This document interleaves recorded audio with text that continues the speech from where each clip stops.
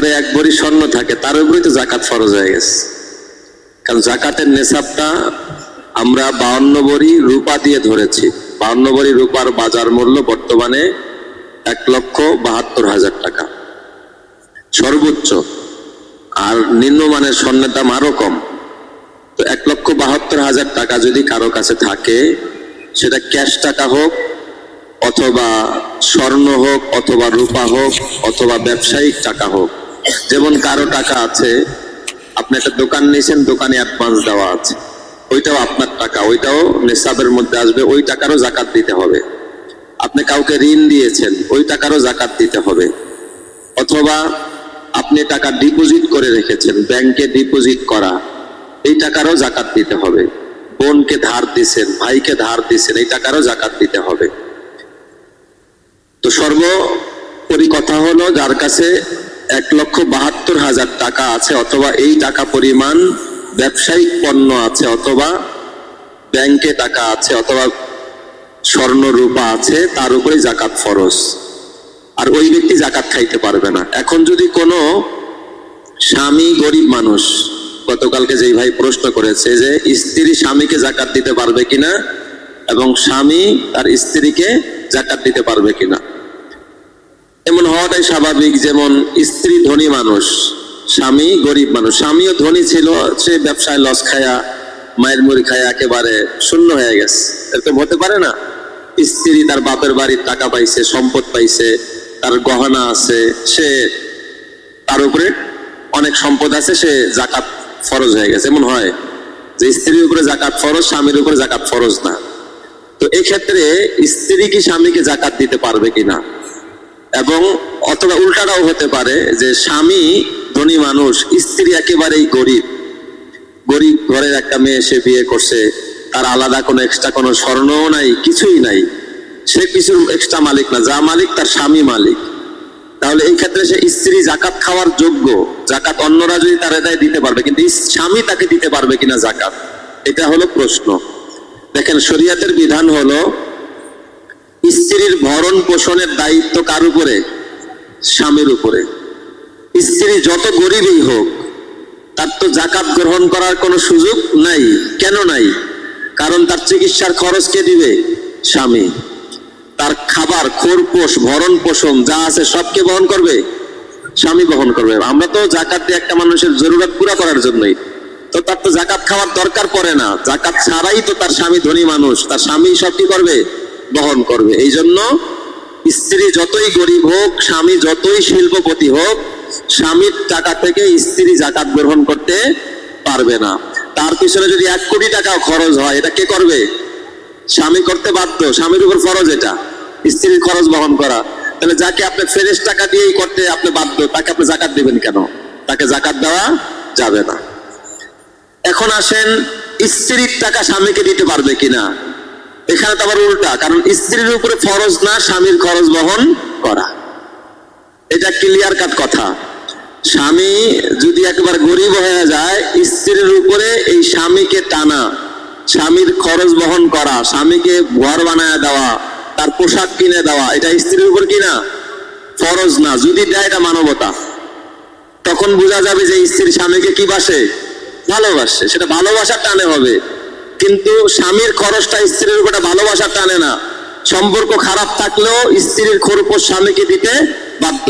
এই জন্য যদি সারাসারি হয়ে যায়, তারপরও কি বলে শরীয়ত? বলে 3 মাস ইদ্দত পালন করবে।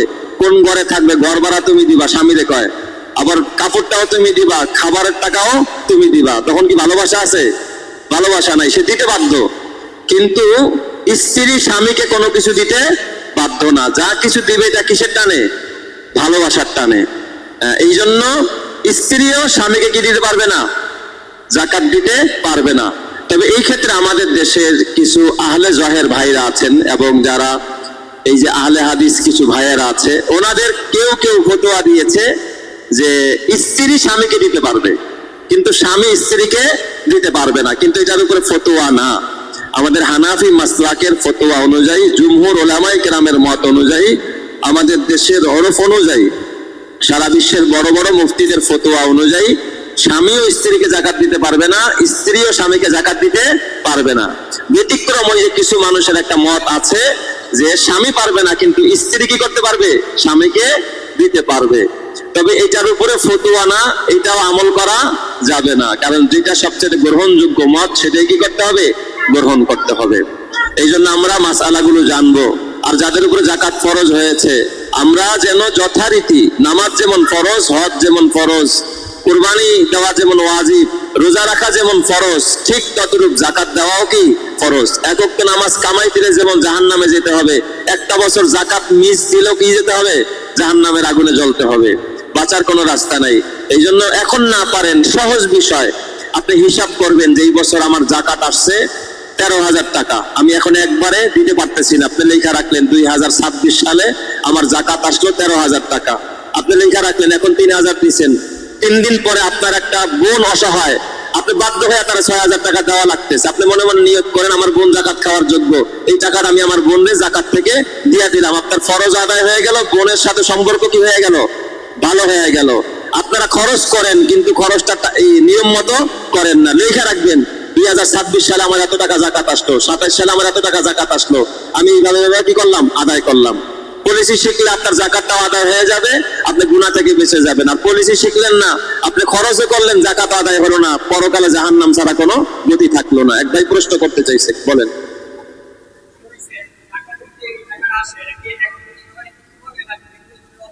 হ্যাঁ দেখেন, উনি জানতে চাইছে জাকাতের টাকা একজনকে দেওয়াই ভালো না বিভিন্ন জনকে। একটা মানুষকে এই পরিমাণ দেওয়া যেন সেইটা দিয়ে কিছু একটা করতে পারে। যেমন আমাদের দেশে কি করে, জাকাতের টাকা দিয়া 300 টাকা করে শাড়ি কিনে এরপর সবাইরে দেয়।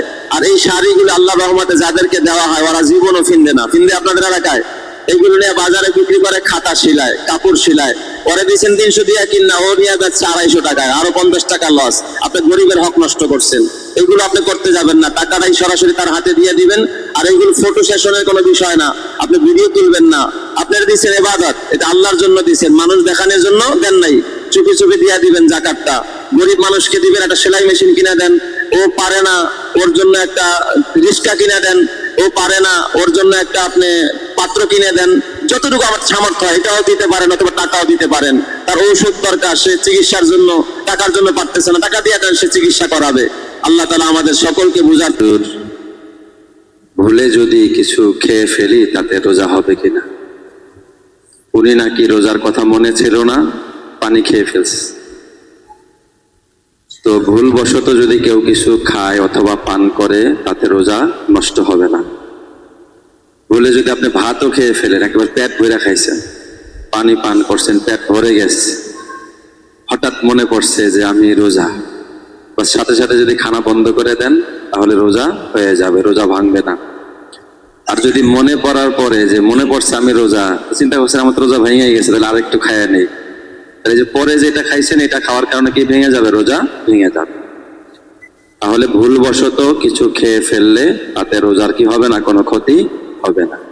আপনারা আরো অবাক হবেন, কেউ যদি দেখেন রোজা অবস্থায় একেবারে শুভে সাদেক থেকে নিয়ে বেলা ডুবা পর্যন্ত পানাহার নিষিদ্ধ, আরাম, খাওয়াও যাবে না, পানও করা যাবে না, এমনকি স্ত্রী সঙ্গম করা, হালাল স্ত্রী, এই হালাল স্ত্রীকেও মেলামেশা করা এটাও কি হারাম, নিষেধ।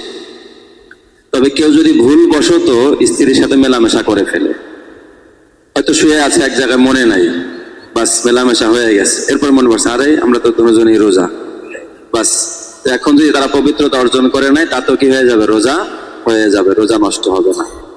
তো ভুলবশত অজানা সত্ত্বে দুইজনেই যদি অজানা সত্ত্বে মেলামেশা করে ফেলে তাহলে তাতেও রোজা কি হবে না, নষ্ট হবে না। খানা যে কোনো আইটেমের খানা খান। আমার উনি আবার প্রশ্ন করেছে, হুজুর কি খানা, মানে সব খানা খাইলে কি? আমি বলছি আপনি যদি কাচ্চি বিরিয়ানিও খান তাতে রোজা ভাঙবে না।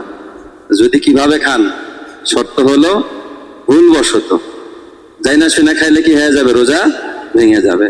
যাই না শুনে যদি কেউ সামান্য খাবার খায়, একটা ছোলা পরিমাণ, তাতেই রোজা ভেঙে যাবে। কিন্তু অজান্তে, না জেনে, ভুলবশত যদি কেউ আপনার যত পরিমাণ খানা পেট ভরেও খায় তাতে রোজা ভাঙবে না।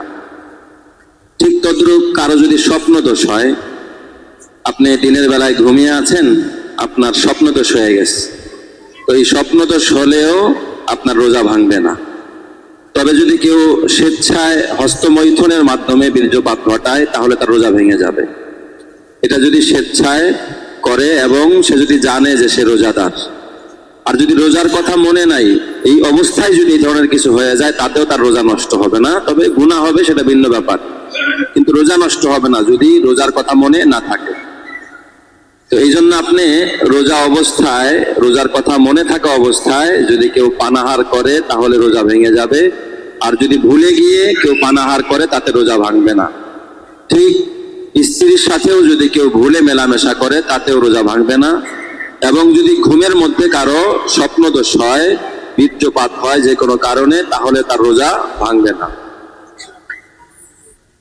আরো এক ভাই আমার কাছে একটি মাসআলা জানতে চেয়েছিল, এর আগের দিন আমি বলতে ভুলে গিয়েছিলাম। উনি আমার কাছে জানতে চেয়েছে যে একজন মানুষ কখন সে এই রোজার ফিদিয়া দিবে। এই ব্যাপারে কিছুটা আলোচনা আমরা এর আগেও করেছিলাম। তো ফিদিয়া কখন সে দিতে পারবে? একটা মানুষ যেমন অসুস্থ হইলেই কি ফিদিয়া দিয়া রোজা থেকে মাপ পাওয়া যাবে?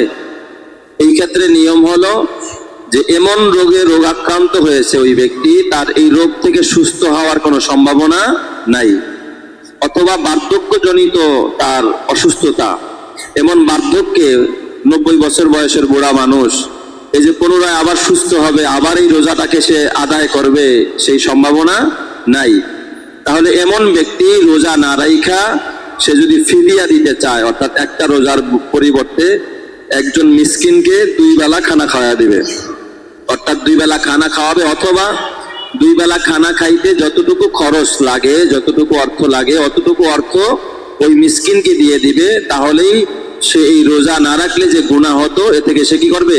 বেঁচে যাবে, মুক্তি পেয়ে যাবে। এখন এইটা হলো উনি আমার কাছে যেটা জানতে চাইছে যে ওনার ছেলে হলো বিদেশের বাড়িতে, খুব অসুস্থ, এবং সে নাকি রোজা রাখার মতোই উপযুক্ত না, তার এত শ্বাসকষ্ট, এত সমস্যা, দেশেও নিয়ে আসার জন্য উনি পেরেশানিতে আছে। তো এখন এই জন্য তার ফিদিয়া কিভাবে দিবে? ধরেন ছেলে আছে বিদেশে, ওনার ছেলে নাকি মালয়েশিয়াতে বললো, তো উনি যদি বাংলাদেশ থেকে ফিদিয়া দিতে চায়, তো বাংলাদেশ থেকে ফিদিয়া দিলে এখানে 2 জন মিসকিনকে খাওয়ানোর জন্য সাধারণত কম করে হলে 200 টাকা 2 বেলায় দিলে মোটামুটি হয়ে যায়। কিন্তু ছেলে আছে বিদেশে, এখন এই দেশ থেকে 200 টাকা দিলে আদায় হবে না। ওই দেশে 2 বেলা খানা খাইতে যেই পরিমাণ খরচ হবে ওই টাকাটা এই দেশ থেকে দিতে হবে, অথবা ওই দেশ থেকে দিলে ওই দেশ থেকে ওই পরিমাণ টাকা দিবে। ছেলে যেই জায়গায়, অর্থাৎ মানুষ যেই জায়গায়, তার খাবারের মূল্যটা দিবে কি ওই জায়গার হিসাব করে। বুঝে আসছে কথা? যেমন এখানে প্রাসঙ্গিক আরেকটা কথা বলি, যেমন আমরা সদকায়ে ফিতর দেই, ফেতরা দেই না? ফেতরা আমাদের দেশে এই যে ফেতরা গত বছর আমরা 120 টাকা করে দিয়েছিলাম, হয়তো এই বছরও আসবে, ঘোষণা হয় না এখনো, সামনে ঘোষণা হবে। আপনার ছেলে একটা ইটালিতে আছে, আপনি তার ফেতরাটাও এই দেশে বসে দিচ্ছেন। আপনি এই দেশে 120 টাকা, আপনি 120 টাকায় ফেতরা দিচ্ছেন। আপনার যেই ছেলে ইটালিতে আছে আর ফেতরা আদায় হবে না, কারণ ইটালিতে আপনার এই 2.5 কেজি আটার মূল্য যা, সেই পরিমাণ মূল্য এই দেশ থেকে দিতে হবে। ওখানে যদি 2.5 কেজি আটার মূল্য আপনার এই দেশে যদি 1000 টাকা হয়, আপনাকে 1000 টাকায় ফেতরা দিতে হবে, কারণ মানুষ যে যেখানে বসবাস করবে ওই জায়গার মূল্য হিসাবে কি দিতে হবে? তাকে ফেতরা অথবা অন্যান্য সামগ্রী আদায় করতে হবে। এই ক্ষেত্রে আমরা অনেকেই জানি না, ম্যাক্সিমাম পরিবারের অনেক সদস্যরাই বিদেশে আছে, প্রবাসে আছে। তাদের ক্ষেত্রে আমরা ফেতরা হোক, ফিদিয়া হোক, এটা সে যেই জায়গায় আছে ওই জায়গার মূল্য দিয়ে কি করতে হবে? আদায় করতে হবে। আল্লাহ তাআলা আমাদের সকলকে এই মাসআলাগুলো বুঝে আমল করার তৌফিক দান করুক। সকলে বলি দিনের পর দিন, বছরের পর বছর পার করতে থাকে, তাহলে তার সুস্থ হওয়ারও কোনো সম্ভাবনা নাই, সেই রোজা কাজাও করতে পারবে না। তাহলে এখন সে কি করবে? তার জন্য ফিদিয়া দিতে হবে।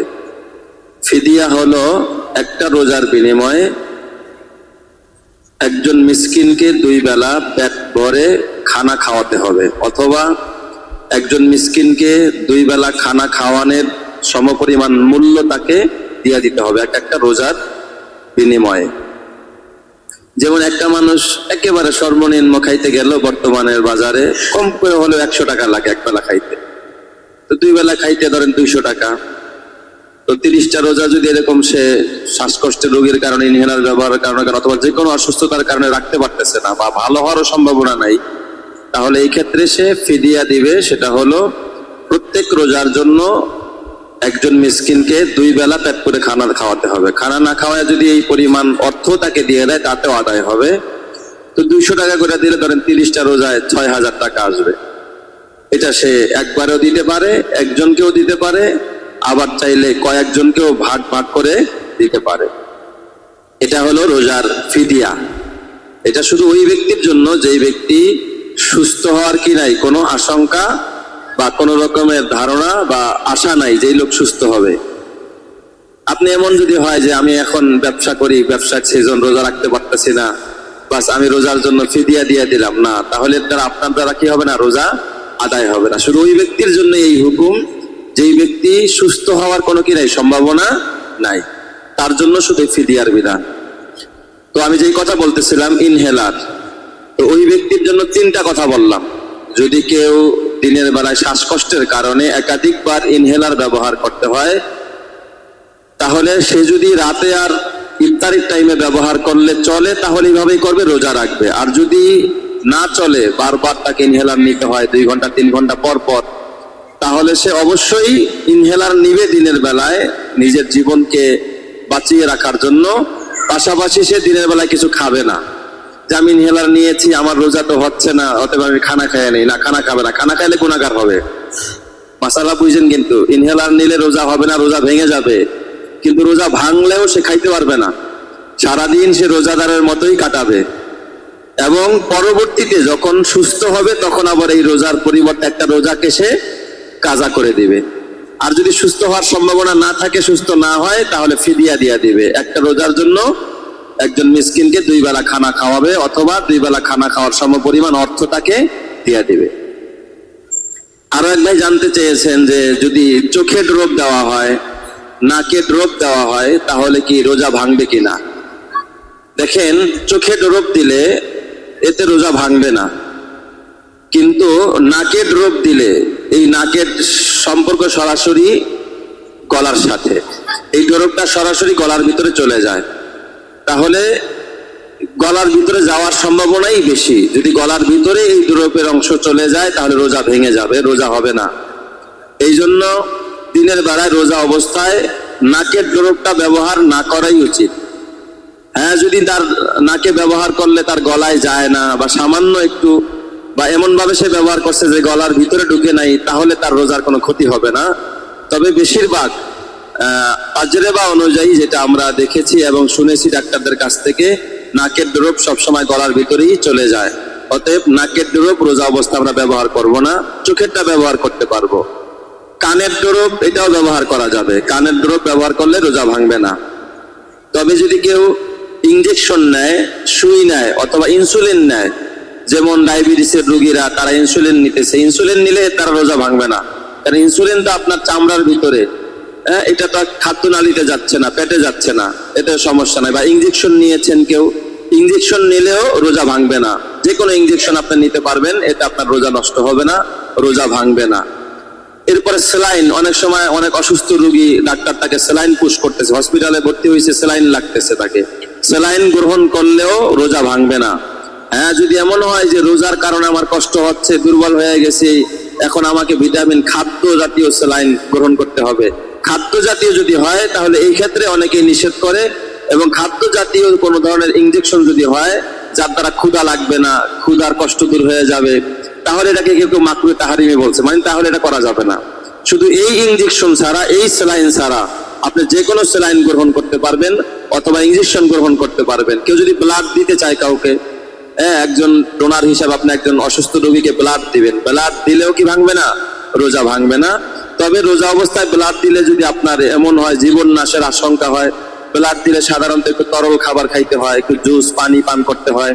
যদি আপনি এমনিই দুর্বল, আবার ব্লাড দিয়ে আরো দুর্বল হয়ে পড়েন, রোজা ভেঙে ফেলার উপক্রম হয়ে যায়, তাহলে এই ক্ষেত্রে দিনের বেলায় ব্লাড না দেওয়াটাই ভালো। আর যদি আপনি নিজের ব্যাপারে নিজে একেবারে আশ্বস্ত থাকতে পারেন যে না, আমি ব্লাড দিলে আমার শরীরে কোনো সমস্যা হবে না, তাহলে আপনি ব্লাড দিতে পারবেন, এতেও আপনার রোজা ভাঙবে না। আমাদের অনেকেই বুঝে না, একটু রক্ত বের হয়ে গেছে, রোজা শেষ। না, রক্ত বের হলে কি ভাঙবে না, রোজা ভাঙবে না। আল্লাহ তাআলা আমাদের সকলকে মাসআলা জেনে বুঝে সে অনুযায়ী আমল করার তৌফিক দান করুক। সকলে বলে আমিন।